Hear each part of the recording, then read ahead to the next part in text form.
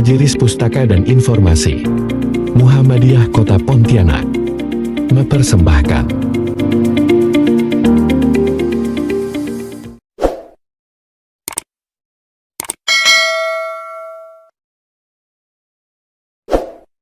Alhamdulillahirabbil alamin wassalatu wassalamu ala asyrafil anbiya'i wal mursalin nabiyyina Muhammadin sallallahu alaihi wasallam wa ala alihi wa sahbihi wa man tabi'ahum bi ihsanin ila yaumiddin. Li hadratil kiram pimpinan wilayah Muhammadiyah Kalimantan Barat, wali hadratil kiram pimpinan daerah Kota Pontianak dan Kuburaya yang hadir pada saat ini beserta seluruh segenap ortom yang ada dan yang hadir rahimakumullah. Wali hadratil kiram, ibu bapak yang hadir di majelis taklim Muhammadiyah pagi ini, wali hadratil kiram Syekhuna Ustadz Haji Hermanto rahimakumullah, ibu bapak kaum muslimin muslimat rahimakumullah yang saat ini berada di TK Aba Komplek Korpri Kuburaya. Dengan rahmat Allah, pada hari ini kita akan melaksanakan pengajian yang saat ini rutin 2 pekan sekali, pekan pertama dan pekan ketiga. 4. Setelah itu dilaksanakan di PCM masing-masing. Ibu bapak yang dirahmati Allah Subhanahu wa taala, sebelum pengajian ini dilaksanakan kami sampaikan hari ini memang banyak agenda kegiatan-kegiatan. Ada yang dilantik, biarlah dilantik.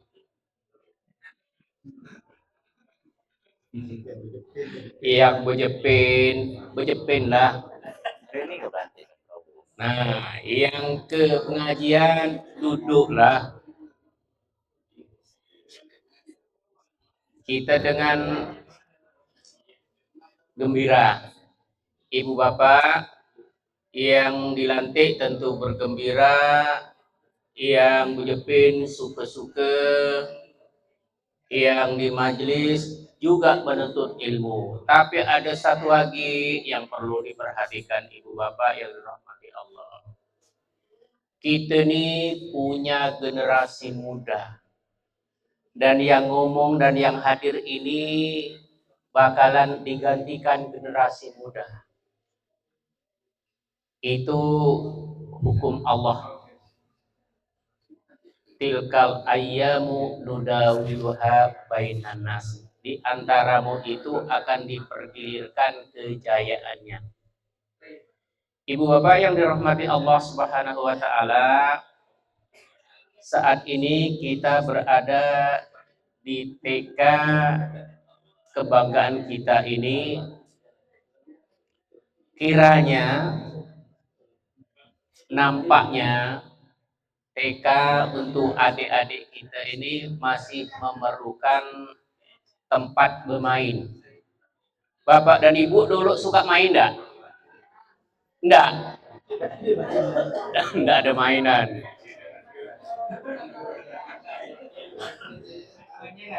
Yang nama manusia ini Bu, ibu bapak pasti suka bermain.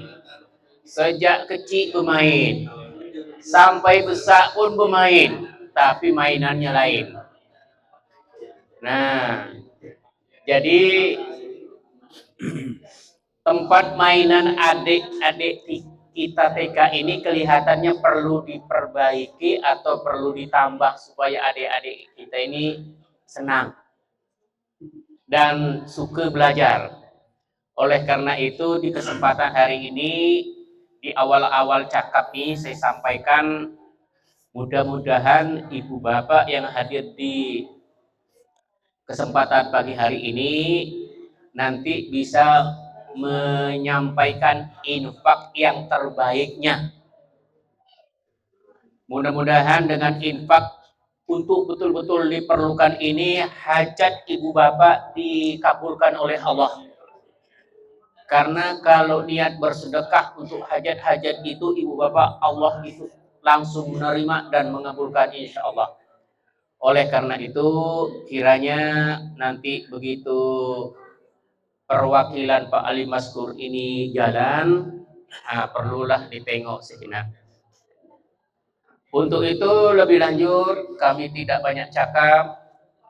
Pada kesempatan hari ini kita sebagaimana biasa taklim sampai jam 8 ukurannya, namun mungkin nanti ada pertanyaan-pertanyaan, disilakan.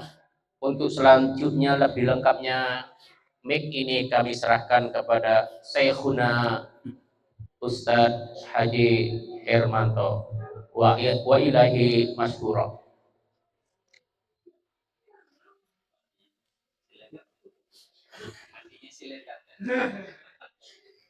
Bismillahirrahmanirrahim.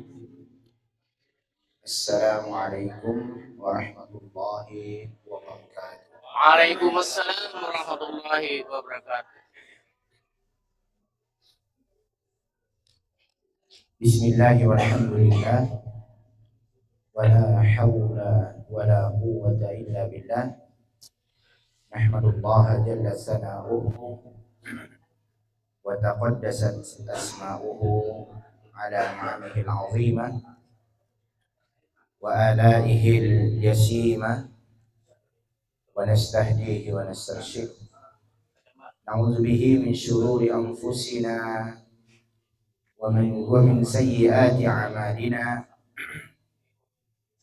من يهده الله فلا مضل له ومن يضلل فلا هادي له. أشهد أن لا إله إلا الله وحده لا شريك له إله الأولين والآخرين قيوم السماوات والأراضين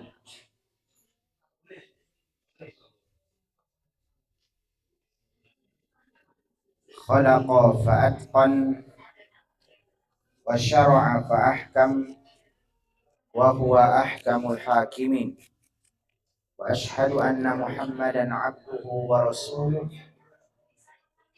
أرسله الله تبارك وتعالى رحمة للعالمين وحجة على عباده أجمعين ونصلي ونسلم عليه وعلى آله وأصحابه ومن تبعهم بإحسان إلى يوم الدين.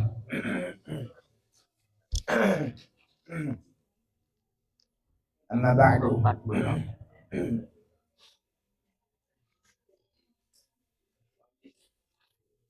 Segala puji bagi Allah Subhanahu wa taala.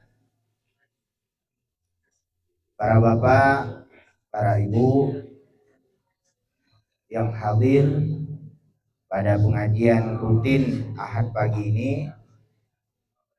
pertama-tama tentu kita bersyukur kepada Allah Subhanahu wa taala atas segala nikmat yang Allah anugerahkan kepada kita, sehingga dengan nikmat itu kita dapat bermuajahah menghadiri majelis ilmu dengan hati yang lapang, langkah yang ringan, tidak ada hambatan. Meskipun tadi dikatakan oleh Ustadz Eno ada jepin di Jalan Ayani, tapi itu tidak menghalangi kita. Nah, inilah maksud doa kita yang biasa kita panjatkan, Rabbi syrahli sadri wa yassirli amri wahlul 'uqdatam min lisani yafqahu qawli. Rabbi syrahli sadri, ya Allah lapangkan dadaku, maksudnya adalah hilangkan segala macam hambatan-hambatan batin kita.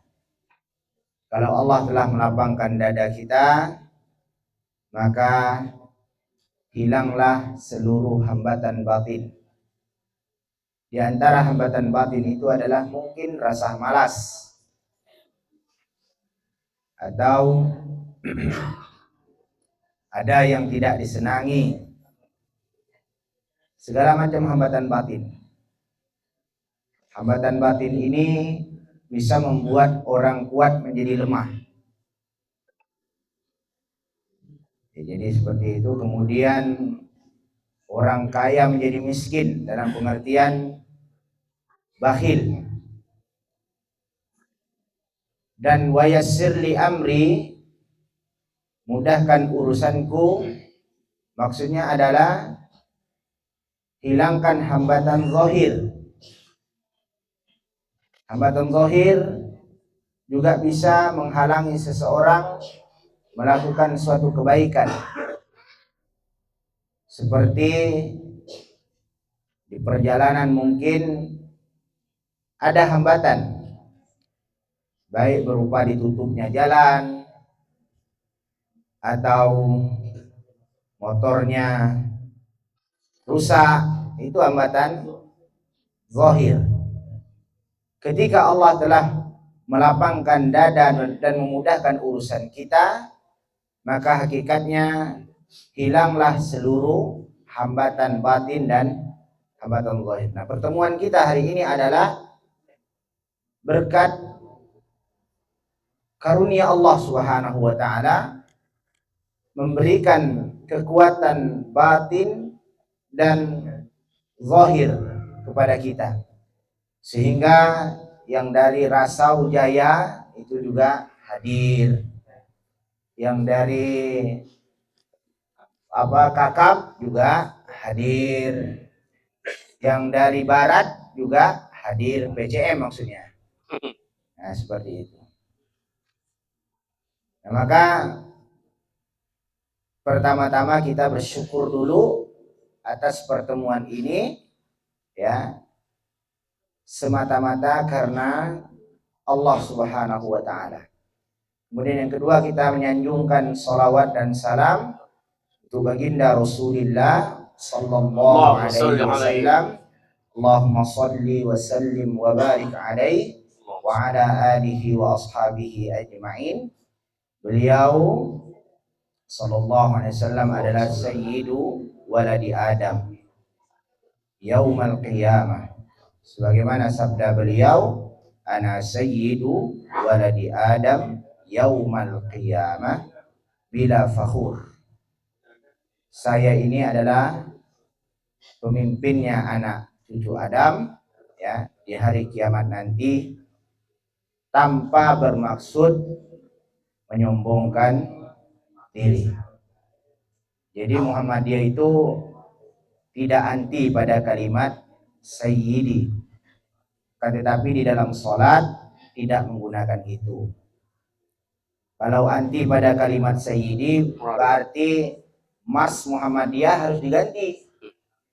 Karena kalau diterjemahkan dalam bahasa Arab adalah Muhammad huwa sayyidi, ya kan? Muhammad junjungan kita, junjunganku. Dalam redaksi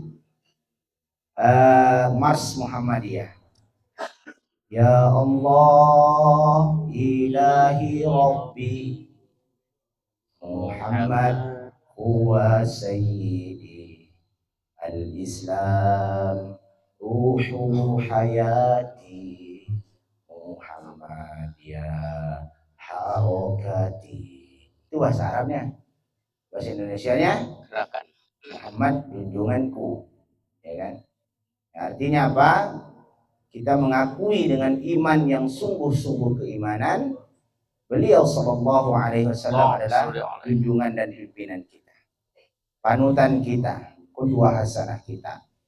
Karena qudwah hasanah terkhusus dalam aspek ibadah, apa yang beliau ajarkan tidak kita tambah-tambah dan tidak kita kurang-kurangi, termasuk sholawat Ibrahimiyah. Tidak ada satupun redaksi dalam sholawat itu ada kalimat sayyidi. Maka kita dalam ibadah kita tanpa mengucapkan sayyidi. Termasuk juga lafaz azan. Nah, ya.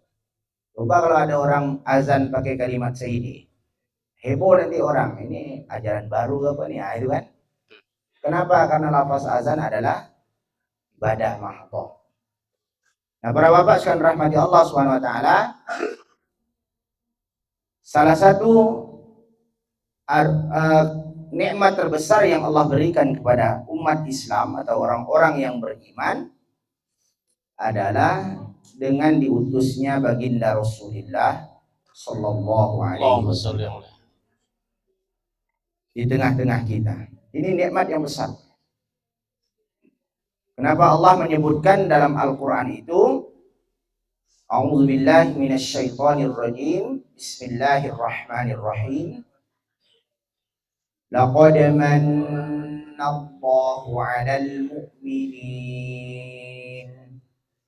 إذ بعث فيهم رسولا من أنفسهم يتلو عليهم آياته ويزكيهم ويعلمهم الكتاب والحكمة وإن كانوا من قبل لفي ضلال مبين.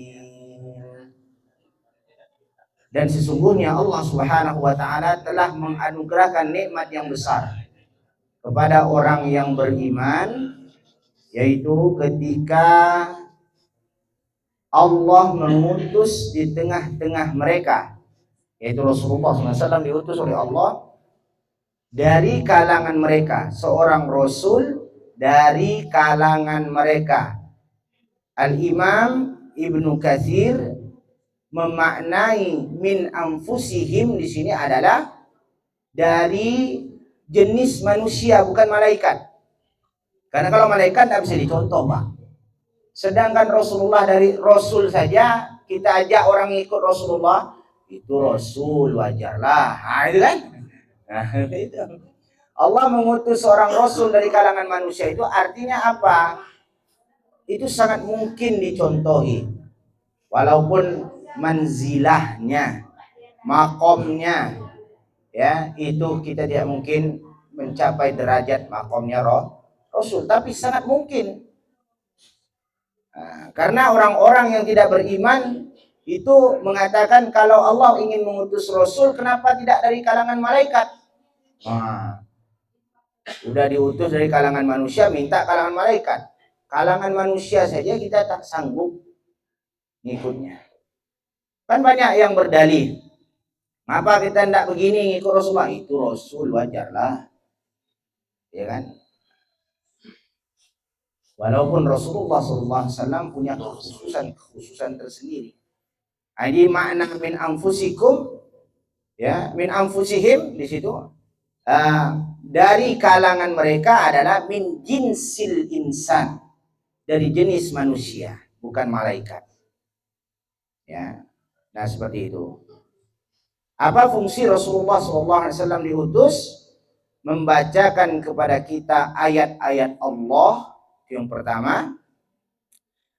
Mensucikan jiwa kita dengan ayat-ayat yang dibaca itu. Nah, ini nanti akan kita olah secara teknisnya seperti apa, Pak. Ya. Dan mengajarkan kepada kita Alkitab dan Al-Hikmah. Al-Hikmah menurut ahli tafsir adalah As-Sunnah, ya. Meskipun sebelumnya, ya, mereka berada dalam kesesatan yang nyata. Jadi kita ini kalau tidak diutus oleh Allah SWT kepada kita baginda Rasulullah sallallahu alaihi wasallam, itu kita berada dalam kesesatan yang nyata, tidak tahu bagaimana cara beriman. Suatu hari kami pernah dikunjungi oleh dosen UMS, kalau tidak salah. Pergi ada acara Baitul Arqam atau Darul Arqam ya, Darul Arqam gabungan di Singkawang waktu itu. Pagi-paginya kita pergilah cari sarapan di Pasar Hongkong, Singkawang. Bapak pasti tahu lah. Ya, Pasar Amoy, gitu kan. Ternyata teman yang dari Surakarta ini, dari Solo ini, dia melihat di samping masjid itu ada kelenteng. Ya kan? Saya mantau, tolong fotokan saya dulu. Foto lah. Di belakang kelenteng itu foto. Di share di Facebook. Wah, dapat komen dari temannya. Wih, udah pindah agama ya? Tapi apa jawaban beliau, Bang? Saya berfoto ini ingin merenungkan diri saya. Andai kata Islam tidak datang di Indonesia, mungkin hari ini kita beribadah di dalam kelenteng. Sampai hari ini. Jadi sampainya Islam ke kita itu nikmat. Kita tahu cara beribadah. Tahu kita cara beribadah kepada Allah Subhanahu wa taala. Karena Islam ini kan jalan hidup kita. Kalau dalam bahasa Al-Qur'an itu hudan. Selalu memberikan petunjuk dalam hidup kita. Makanya salah seorang ulama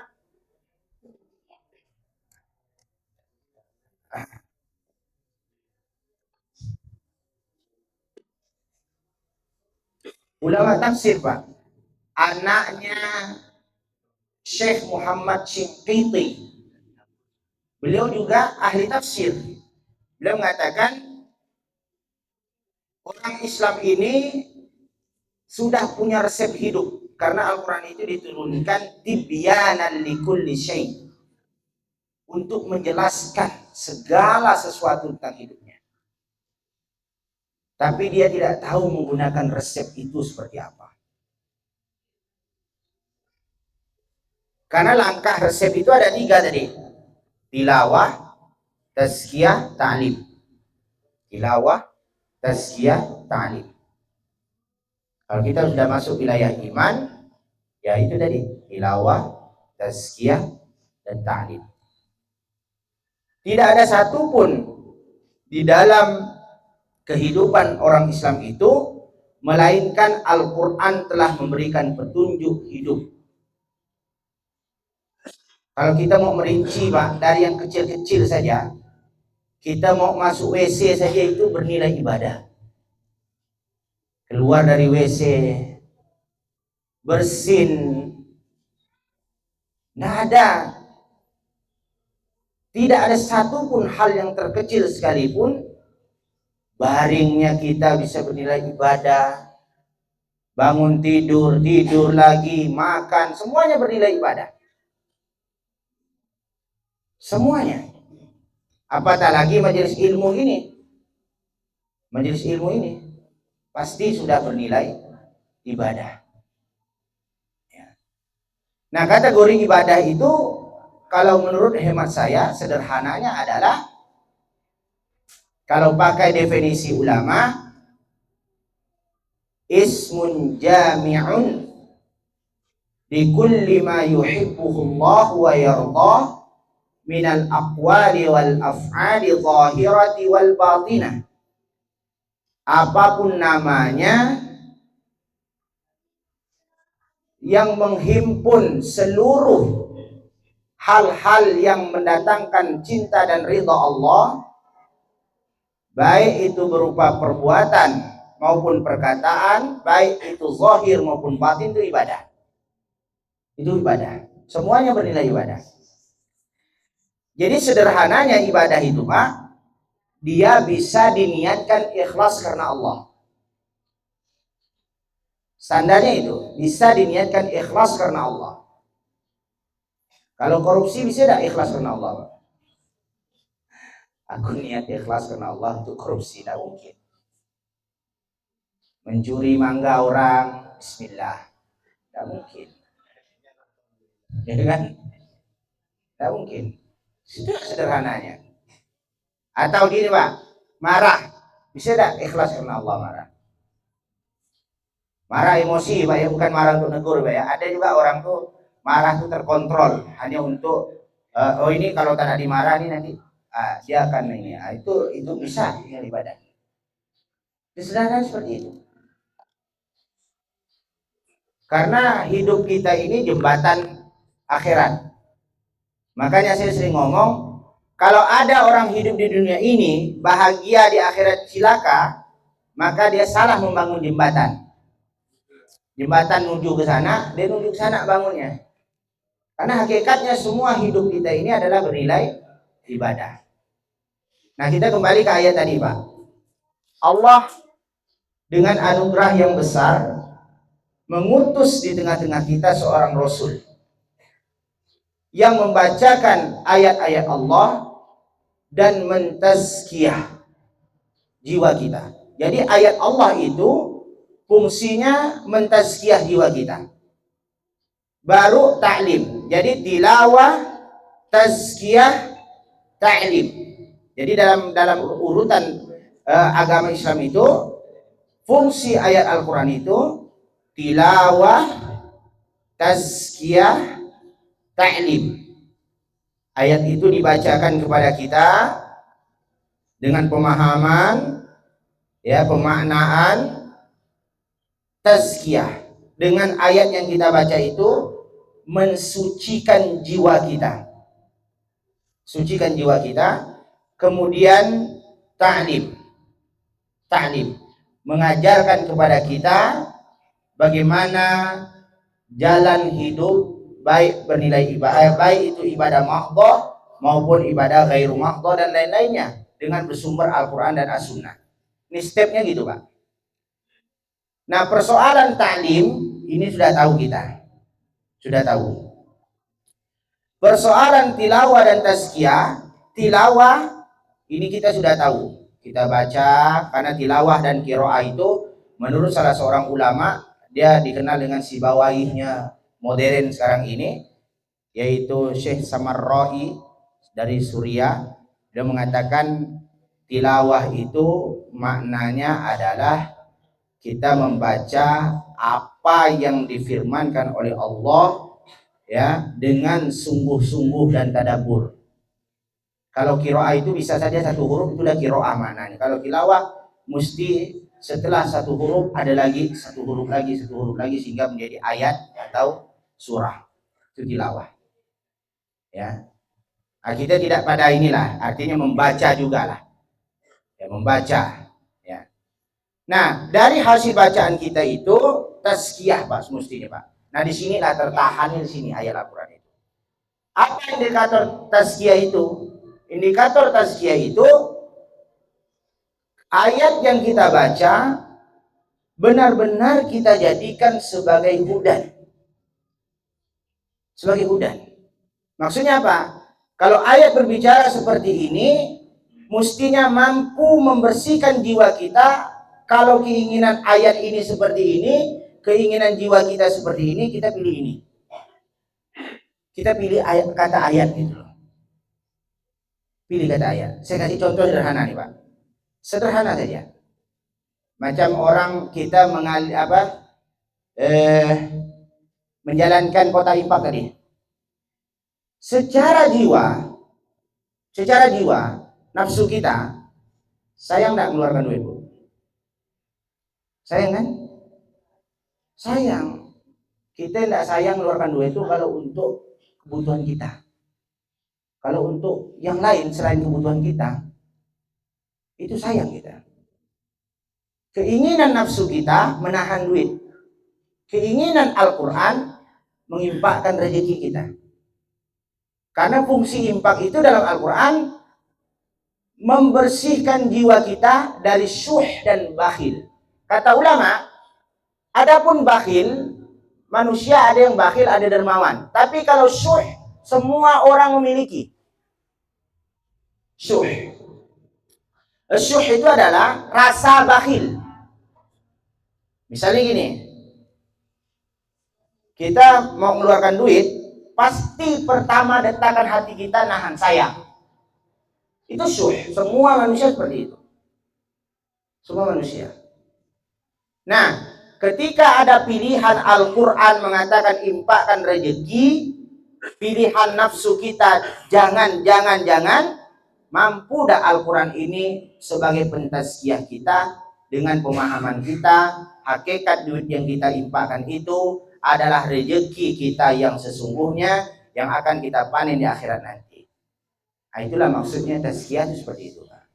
Tazkiyah itu dengan ayat yang kita baca mampu mensucikan jiwa kita. Maksudnya adalah kita tunduk dengan ayat itu.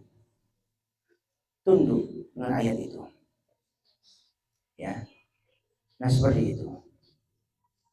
Contoh lagi, Pak, contoh sederhana. Ya. Misalnya ibu-ibu lah contoh. Ya, ibu-ibu tiba-tiba ada temannya, ibu nih lebih cantik kalau buka jilbab. Ya kan? Lebih cantik kalau buka jilbab. Nampak rambut ibu itu kan bergelombang gitu ya. Walaupun bukan gelombang yang pecah-pecah gitu ya. Bagus gitu ya. Kalau ibu buka jilbab tuh kelihatan muda. Nah, misalnya gitu. Udah itu ditambah lagi cuaca yang ekstrim. Ekstrim panas. Kalau pakai jilbab rontok rambutnya, ya kan? Maka kata nafsu kita, tambah lagi pikiran kita, melogikakannya, dia buka jilbab.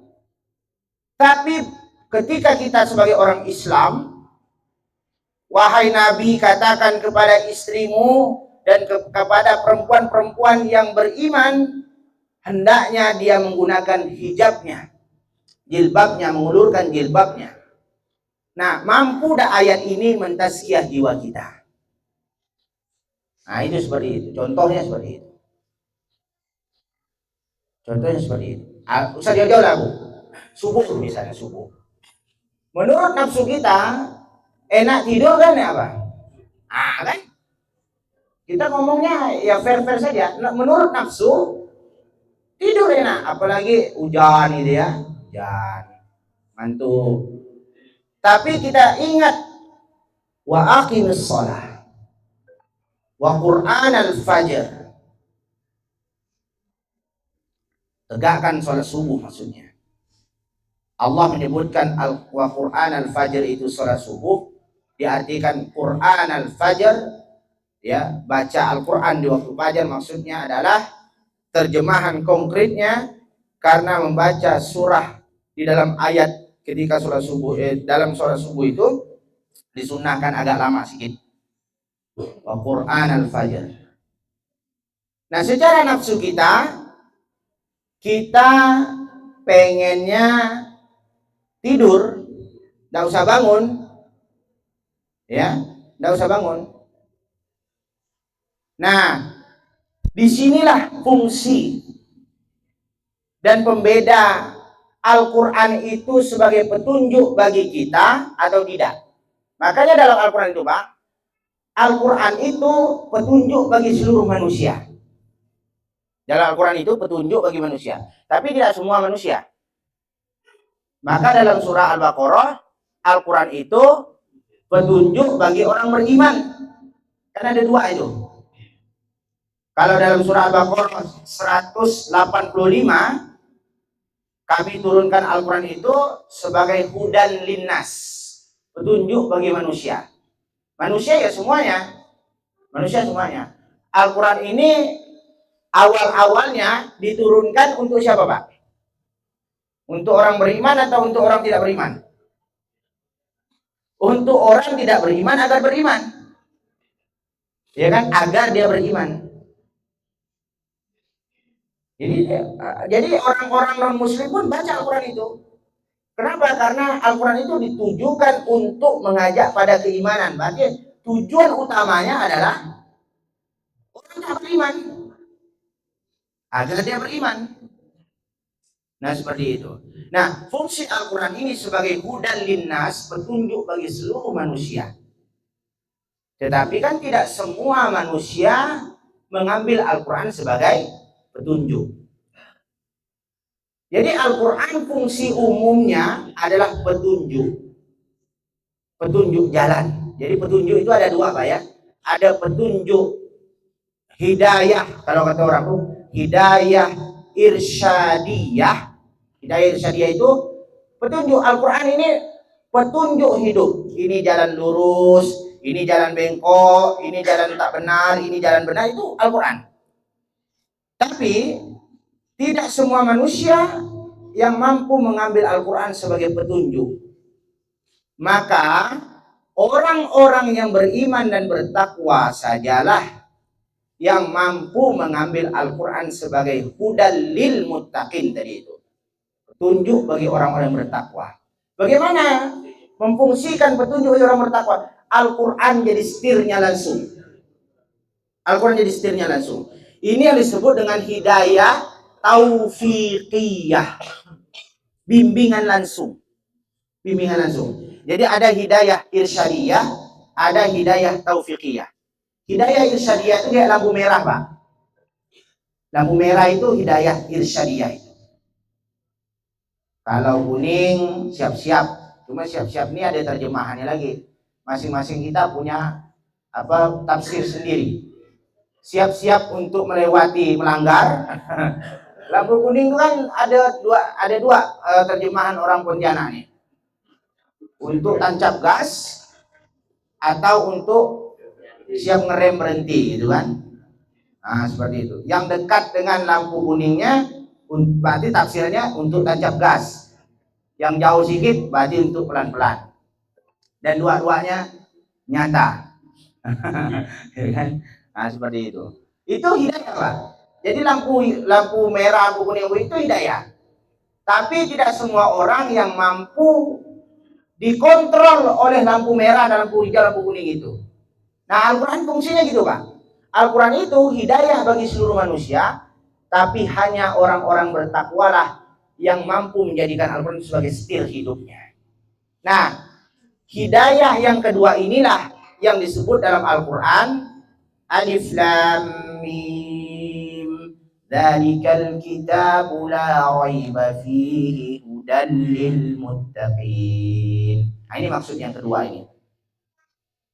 Ya, inilah kitab tidak ada keraguan di dalamnya, petunjuk bagi orang-orang yang bertakwa. Tunjuk bagi orang-orang yang bertakwa. Maksudnya apa? Dia betul-betul menjadikan Al-Quran itu sebagai setir hidupnya. Kalau Al-Quran mengatakan A, katakan A. Kalau Al-Quran mengatakan B, dia akan mengatakan B. Tidak ada harajat dalam hatinya. Tidak ada keberatan dalam hatinya. Dengan ringan hati dia mengikuti Al-Quran. Dan ini berat, Pak. Ini berat. Kalau memang kebetulan keinginan Al-Quran itu cocok dengan keinginan kita, itu enak. Sesuai dengan keinginan kita, searah berarti. Kalau ternyata tidak cocok, ini yang tidak searah. Ini yang berat. Contoh, Pak, contoh. Kalau ada orang berbuat jahat dengan kita, Bu, berbuat baik dengan orang baik itu enak tak, Bu? Mudah tak, Bu? Berbuat baik dengan orang yang baik. Mudah ya? Nah, itu namanya mukafaah. Baik balas baik itu mukafaah. Ya. Tapi ketika dia jelek-jelekkan kita misalnya, dia fitnah kita, kalau Pak, keinginan nafsu kita dan pikiran kita apa, Pak? Balas dan benci dia.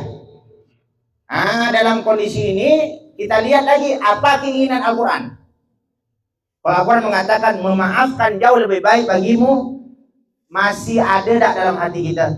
Iya sih, cuma dia tidak tahu penyakit gimana sakit hati saya. Nah, disitulah tantangan kita. Apakah dalam kondisi seperti ini Al-Quran betul-betul, ya, saya kemarin ngasihkan umpama, ketika membahas ini. Contoh, kita tak punya duit, ya, lapar lagi. Ada orang bermotor depan kita, jatuh dompetnya, ya kan? Keinginan nafsu kita betul, semuanya pasti yakin saya, semuanya pasti ambil. Apalagi ada bisik-bisikan, ya kan? Ambil gitu kan, seperti itu. Tapi keinginan Al-Quran jangan ambil. Ketika kita mampu memilih keinginan Al-Quran, maka fungsi Al-Quran sebagai pentazkiyah jiwa kita itu berarti sudah masuk. Nah, renungan-renungan seperti ini, mohon maaf Pak, kalau seandainya ya benar-benar dimatkan fungsi Al-Quran ini sebagai pentazkiyah kita, itu tadi. Ya, itu tadi. Terakhir Pak.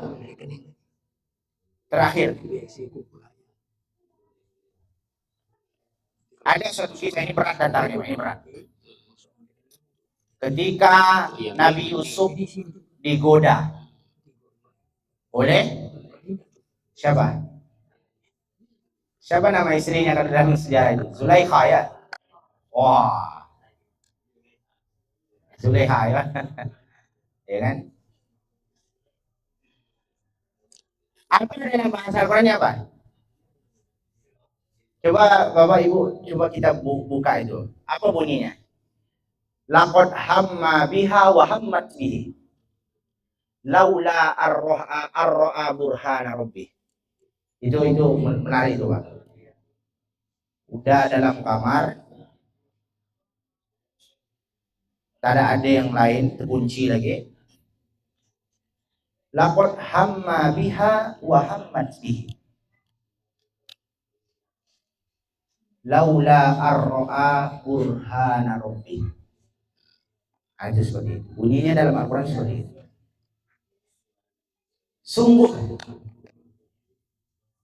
Yusuf ketika itu, Nabi Yusuf alaihissalam, hamma biha, secara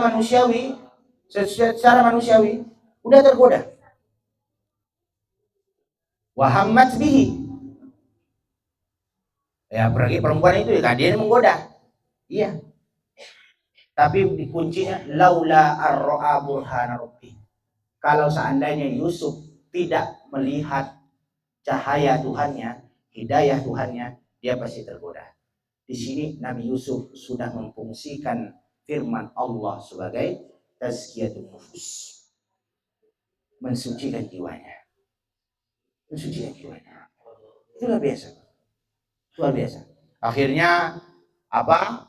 Pas buka pintu ada raja. Karena ini adalah bahasa orang tuh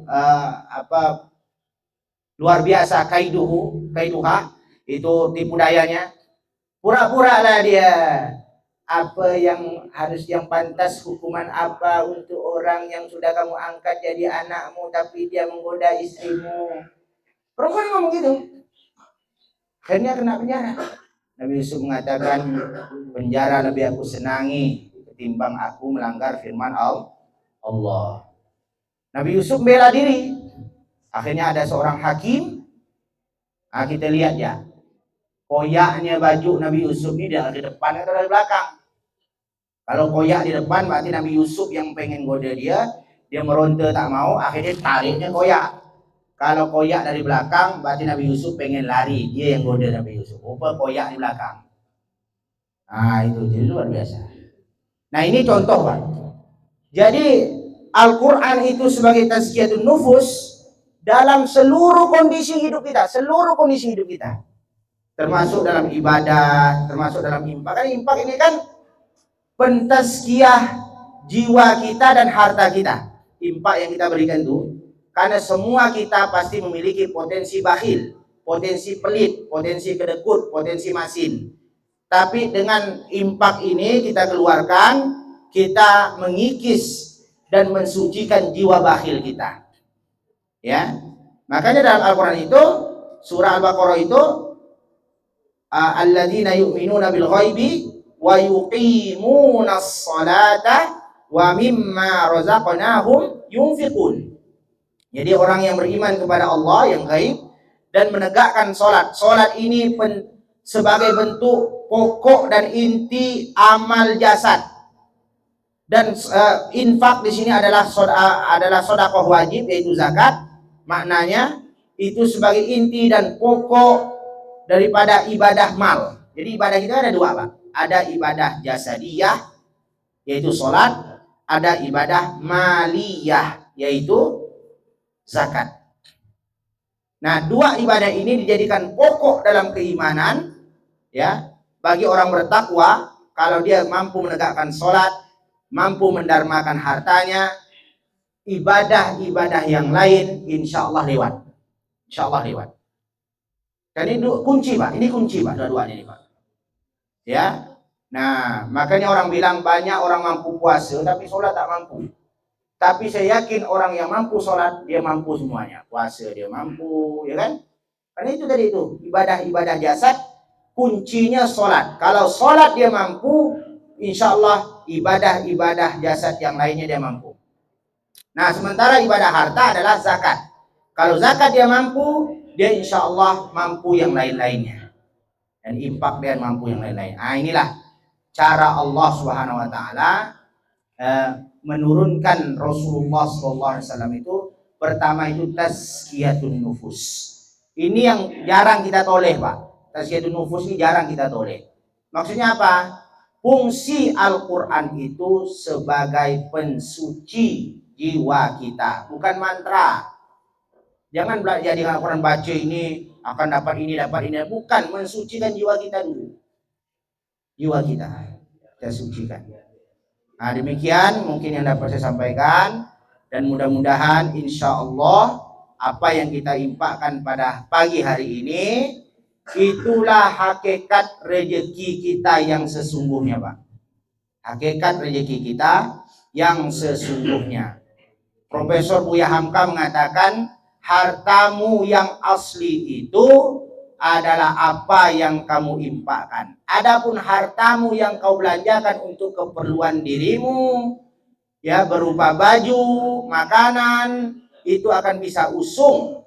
Dan kalau itu berupa makanan, siang nanti akan kamu keluarkan dah. Atau sore nanti atau malam nanti.